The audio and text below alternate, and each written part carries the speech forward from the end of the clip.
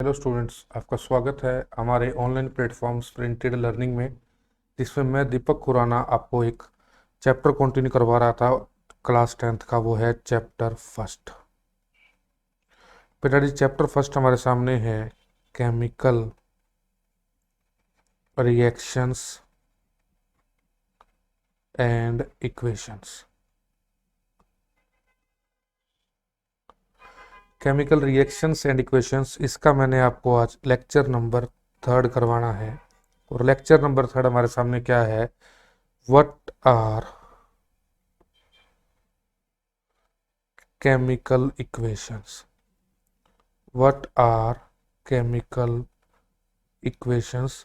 कि chemical equations क्या होती हैं। बेटा जी, अब तक जो मैंने पढ़ाया है उसमें मैं आपको बताऊं, अब तक मैंने आपको जो बताया था वो बताया था केमिकल रिएक्शंस के बारे में, कि केमिकल रिएक्शंस क्या होती हैं। इसमें मैंने आपको बताया था रिएक्टेंट के बारे में, इसमें मैंने आपको बताया था प्रोडक्ट के बारे में, और बताया था इस एरो के बारे में। ये एरो क्या बताता था हमें? एरो रिप्रेजेंट करता था डायरेक्शन ऑफ चेंज। ये सारी बातें, उसके अलावा फिजिकल चेंज, केमिकल चेंज, ये सारे पहले 2 लेक्चर की बातें हैं। अब लेकिन आज हमने पढ़ना है व्हाट आर केमिकल इक्वेशंस, कि केमिकल इक्वेशंस क्या होती है। बेटा, सबसे पहले मैं आपको बताता हूँ इस कंसेप्ट के ओरिजिन के बारे में। काफ़ी डिटेल कंसेप्ट हमारे पास ये है। इसमें मैंने आपको 4 वीडियोज़ देनी है केमिकल इक्वेशंस के ऊपर। सबसे पहले तो मैं आज मैं बात करूँगा केमिकल इक्वेशंस होती क्या हैं, फिर मैं बात करूँगा कि बैलेंस कैसे करते हैं केमिकल इक्वेशंस को, फिर मैं बात करूँगा इसके अंदर हमने टाइम टू टाइम क्या इंप्रूवमेंट्स किए, और उसके बाद मैं बैलेंसिंग की प्रैक्टिस करवाऊंगा। तो आने वाली 4 वीडियोस जो हैं, आने वाले 4 लेक्चर जो हैं, वो हमारे इसी टॉपिक पे रहने वाले हैं, इसी टॉपिक के आसपास ही घूमेंगे, केमिकल इक्वेशंस। तो बेटा जी, आज का टॉपिक, आज का लेक्चर मैं शुरू कर रहा हूँ। सबसे पहले जो बच्चे हमसे इसी लेक्चर के थ्रू जुड़े हैं, इसी वीडियो से आज हमसे जुड़े हैं, तो बेटा सबसे पहले इसके अंदर 2 लेक्चर मैं ऑलरेडी अपलोड कर चुका हूं। तो पहले आप उन 2 लेक्चर्स को देखें। इसकी चैप्टर की अंडरस्टैंडिंग जो है आपकी, वो थोड़ी सी ज़्यादा बेटर होगी एज कम्पेयर टू अगर आप सीधा डायरेक्ट ये चैप्टर देखते हो, ये लेक्चर देखते हो, सॉरी। तो अब मैं आपको जो बता रहा हूँ वो है केमिकल इक्वेशन के बारे में। जैसा कि अब सबसे पहले हेडिंग आती है व्हाट इज केमिकल इक्वेशन। देखो, मान लो मैं केमिकल चेंज लिखता हूं। मान लो मैं आपके सामने एक केमिकल चेंज लिखता हूं। केमिकल चेंज कैसे? जैसे मान लो एग्जांपल, व्हेन, मैंने केमिकल चेंज आपके सामने लिखा, when carbon reacts with oxygen gas, when carbon reacts with oxygen gas to form carbon dioxide gas. ये चीज आपके सामने आई। अब ये पूरी एक कंप्लीट स्टेटमेंट है, ये आपके सामने आ रही है, देखोगे आप, ये कंप्लीट स्टेटमेंट है जो आपके सामने आ रही है। अब मैं इसको थोड़ा सा शॉर्ट फॉर्म में लिखना चाहता हूँ। थोड़ा सा मैं इसे अब शॉर्ट फॉर्म में लिखना चाहता हूँ। शॉर्ट फॉर्म में मैं इसे अब कैसे लिखूंगा आप देखोगे। मैं इसको वर्ड्स की फॉर्म में लिख सकता हूं। कहता है कि कार्बन है, वो रिएक्ट कर रहा है, वो कंबाइन कर रहा है किसके साथ? ऑक्सीजन गैस के साथ। और टू फॉर्म मतलब क्या बना रहा है? Carbon dioxide gas. क्या बना रहा है? Carbon dioxide gas. पहले वाले से अगर मैं इसकी कंपैरिजन की बात करूं, ये स्टेटमेंट एक काफी लेंथी स्टेटमेंट थी। अगर इसमें मैं बात करूं फर्स्ट ए में, ए फॉर्म में, तो इसमें आपका कुछ ना कुछ टाइम कम कंज्यूम होगा, टाइम कम लगा। लेकिन अब मैं चाहता हूं इससे भी थोड़ा सा और टाइम बचाना, और ज़्यादा टाइम बचाना, कि मेरा टाइम और भी कम खर्च हो। तो मैं क्या करूंगा, इसको अब सिंबल्स की फॉर्म में लिखूंगा। इसको मैं कैसे लिखूंगा? सिंबॉलिक रिप्रेजेंटेशन दे दूंगा। कैसी रिप्रेजेंटेशन दूंगा? सिंबॉलिक रिप्रेजेंटेशन दे दूंगा।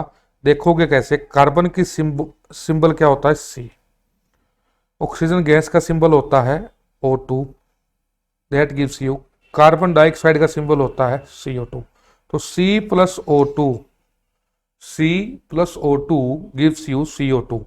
यानी कि तीनों जो मैंने अभी आपके सामने फॉर्म्स लिखी हैं, एक स्टेटमेंट की फॉर्म लिखी, एक वर्ड की फॉर्म लिखी और एक अब सिंबल की फॉर्म लिख रहा हूं, तो ये सिंबल की फॉर्म जो है इसे हम नाम देते हैं केमिकल इक्वेशंस। इसे नाम दिया जाता है केमिकल इक्वेशन। ये बात समझ में आ रही है आपको?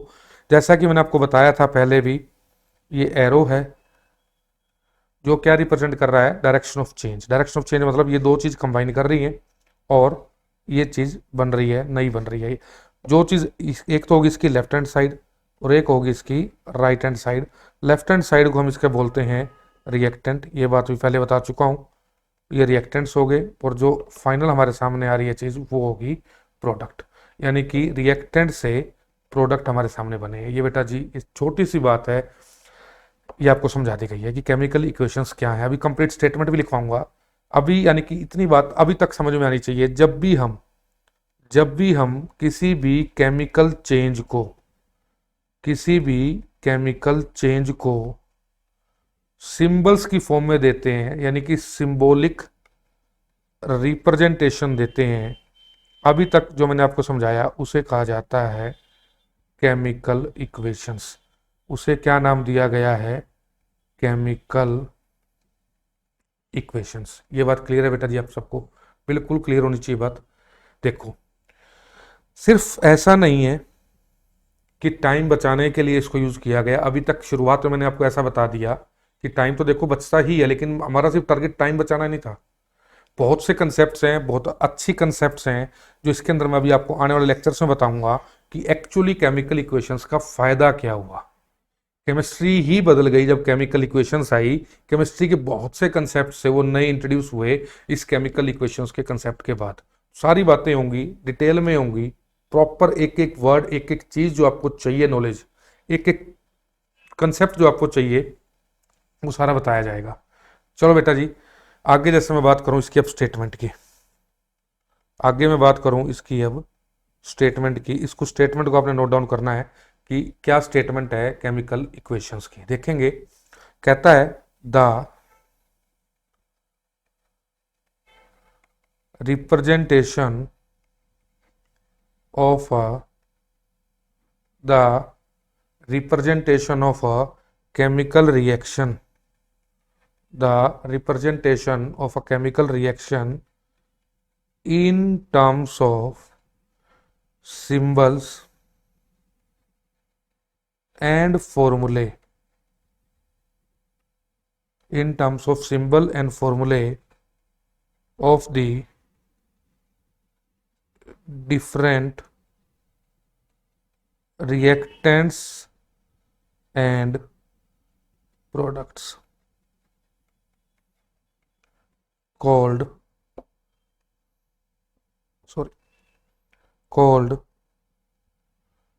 chemical equation. ये कंप्लीट स्टेटमेंट अपने आप में कि कोई भी केमिकल इक्वेशन, मैं इसको दोबारा रिपीट करवा देता हूं, कहता कोई भी केमिकल रिएक्शन है, जब उसको हम सिंबल्स और फॉर्मूले की फॉर्म में लिखते हैं, रिएक्टेंट्स के लिए भी प्रोडक्ट के लिए भी, उसे नाम दिया जाता है केमिकल इक्वेशन। ये कंप्लीट स्टेटमेंट अपने आप में बहुत आसान है। जो मैंने आपको बातें बताई उसी को मैंने इसमें रिप्रेजेंट कर दिया। ठीक है बेटा, इसको आप नोट डाउन कर लिया होगा आई थिंक। वीडियो पॉज करके अब इसको आप नोट डाउन कर सकते हैं। आगे मैं इसका एक आधा एग्जाम्पल और करवा देता हूं। मान लेते हैं एग्जाम्पल की मैं बात करूं, ये कहता है कि when zinc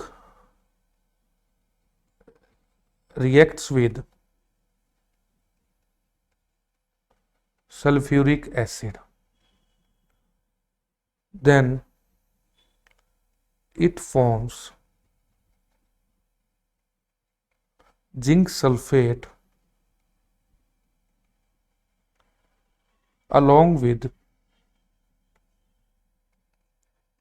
the evolution of hydrogen gas. कहता है कि जब जिंक रिएक्ट करता है सल्फ्यूरिक एसिड के साथ तो जिंक सल्फेट तो बना ही रहा है, जिंक सल्फेट के साथ वो हाइड्रोजन गैस भी इवोल्व कर रहा है। तो इसको हमने केमिकल इक्वेशन की फॉर्म में लिखना है। तो Zn, जिंक Zn के लिए रिप्रेजेंट हुआ, कंबाइन कर रहा है सल्फ्यूरिक एसिड के साथ, मीन्स H2SO4 के साथ, और ये आपको क्या दे रहा है? ये दे रहा है जिंक सल्फेट यानी कि ZnSO4 plus hydrogen gas H2। बेटा जी कुछ बच्चे हो सकता है कि उनका फॉर्मूला मेकिंग वीक रह गया हो। जैसे ZnSO4 हम 9th में पढ़ते थे, barium sulphate, barium chloride, silver bromide, बहुत से अनगिनत फॉर्मूलेज होते हैं जो मैंने बनाने सीखे 9th क्लास में। मैं उसकी भी अलग वीडियोस अपलोड कर दूंगा। जिन बच्चों को फॉर्मूला मेकिंग की दिक्कत है उनके लिए मैं लिंक जो है आगे आने वाली वीडियोस में डिस्क्रिप्शन बॉक्स में दे दूंगा। फिर भी अगर किसी बच्चे को फॉर्मूला मेकिंग में डाउट रहता है तो आप कमेंट बॉक्स में मुझे आप कमेंट करके बताएंगे, ठीक है बेटा। तो इसके लिए आपको अलग वीडियोस मिल जाएंगी, कैसे हम फॉर्मूला मेकिंग करते थे, कैसे कैटायन एनायन को हम जोड़ते थे, वो सारी चीज़ें मैं आपको आने वाले वीडियोस में दे दूंगा, वो अलग से रहेंगी। लेकिन अभी जो प्लेलिस्ट चल रही है हमारी, जो भी सीरीज चल रही है, वो इसी चैप्टर की चलती रहेगी, उसका बाकी मैं अलग से वीडियोस आपको प्रोवाइड कर दूंगा। ये एग्जाम्पल आपका क्लियर हो गया। एक और एग्जाम्पल आप देखेंगे, एक एग्जाम्पल और क्या है, दूसरा एग्जाम्पल है when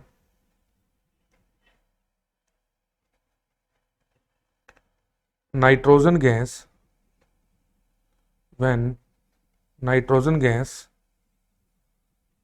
combined with hydrogen gas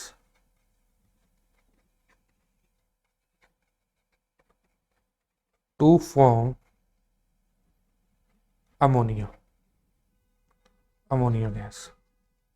कहता है जब नाइट्रोजन गैस कंबाइन करती है मीन्स N2, हाइड्रोजन कंबाइन करता है H2 हाइड्रोजन गैस मीन्स, और बनाता क्या है, अमोनिया। बिल्कुल सिंपल बात है बेटा, नाइट्रोजन गैस ने कंबाइन किया, नाइट्रोजन गैस हाइड्रोजन गैस से गैस H2 बनाया क्या, अमोनिया गैस, अमोनिया। तो ये हमारे पास क्या हो गया, एक केमिकल इक्वेशन की फॉर्म होगी। सिर्फ आज मैं इतना ही करवा रहा हूं बच्चों को। मेरा टारगेट ये है, थोड़ा थोड़ा करते रहो, करवाना मैंने सब कुछ है, कोई ऐसा टॉपिक, कोई ऐसी चीज मैंने नहीं छोड़नी, पूरा सिलेबस कवर करना है।